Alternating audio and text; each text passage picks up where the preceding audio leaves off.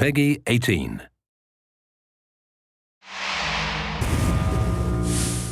Hi everyone, my name's Alex Hutchinson, Creative Director on Far Cry 4.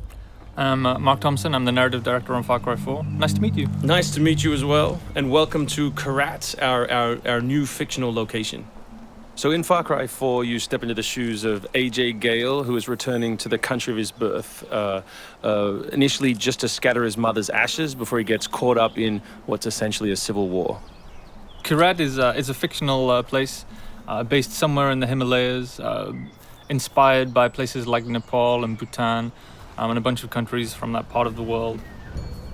So looking out there, one of the core things of any open world game, that sort of excitement and mystique and hope of an open world is, what is all that smoke coming from? What temples are out there? What secret locations? So we've peppered the world with different places to find, all of them filled with loot and secrets and collectibles and all that good stuff. And of course, the open world of Far Cry is densely populated with a variety of different animals, beasts. And also that's some kind of yak. I don't even know what that animal was. Yak, I believe. Is it a yak? With next-gen fur. Next-gen fur, that's true. Individually modeled hairs. So you see here with the eagle, you won't see it in this demo, but you can be attacked from above for the first time in a Far Cry game. So we've tried really to play with verticality, to have threats above and below you. And obviously you can still get involved in the ecosystem of the animals and hunt. And you can throw bait now. Yes, to attract animals. And stuff like the eagle stealing the barrel of the goat. Like, it isn't scripted, that's just what happens at the intersection of those two different AI systems talking to each other.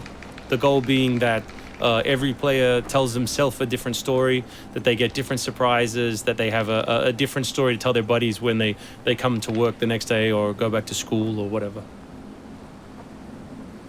So there are a bunch of new tools in Far Cry 4, one of which you'll see here is the grapple.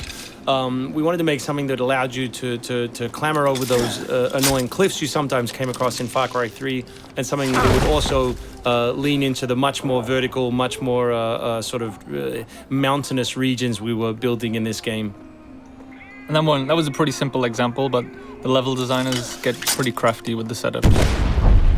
We have these areas we're calling adventure zones in the new game, which will take you to places like temples, which you can see from afar, and force you to use the grapple in sort of really interesting and different ways.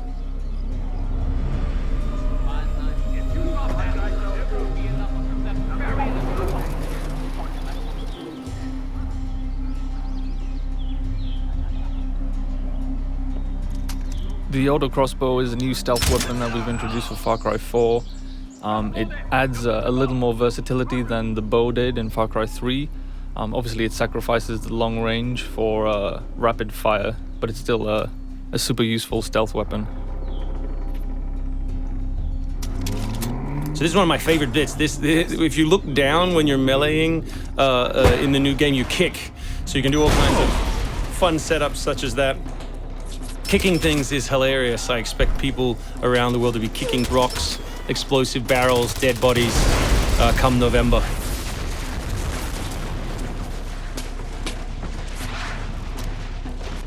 Our goal really was just to provide as many tools as possible, whether vehicles or animals or weapons or goofy stuff, and let people fit them together any way they want. Yeah, and we've snuck a few features in that fans of Far Cry 3 I think are going to be surprised by. Drive and shoot. Yes. So drive and shoot, obviously it's a bit frustrating to be chasing someone forever and have to sort of drive in front of them, pull over and wait for them to get out. So now in the vehicles you can drive and shoot with any one-handed weapon. And you can also do driving takedowns from any vehicle, which I really like. So this idea of leaping from your vehicle into another vehicle, do horrible things to them, boot them out the side, and then continue on your merry way. You can now deliver death without even leaving your seat. So wingsuit is still here, and it's really cool, as you see, and actually when the space became more vertical, it actually became more fun. The mountainous environment means that there's a lot more wingsuiting to be found. And hopefully you won't get it before the middle of the game. You will. Hopefully you will get it before the middle of the game. That's the current plan. But we are many months away from watching you guys abuse this online. Means that there's a lot more wingsuiting to be found. And hopefully you won't get it before the middle of the game. So here you'll get a look at elephants. Elephants are awesome. Probably my favorite animal in the game. Weaponized in many different ways. You can drive them into a rage, watch them smash the other characters in the world, or you can clamber on top of one and drive it through the gate yourself. My favorite animal is the human animal. It's very Far Cry 2 of you, Mark. Oh, it's the shark of darkness. So co-op is a massive part of the new game. It's one of our big ways of opening up the open world and letting you play any way you want. So basically, when you ask your buddy to join, all the solo missions turn off, and you're left with all of the open world toy, the outposts, the fortresses, the towers, all the quests to play any way you want.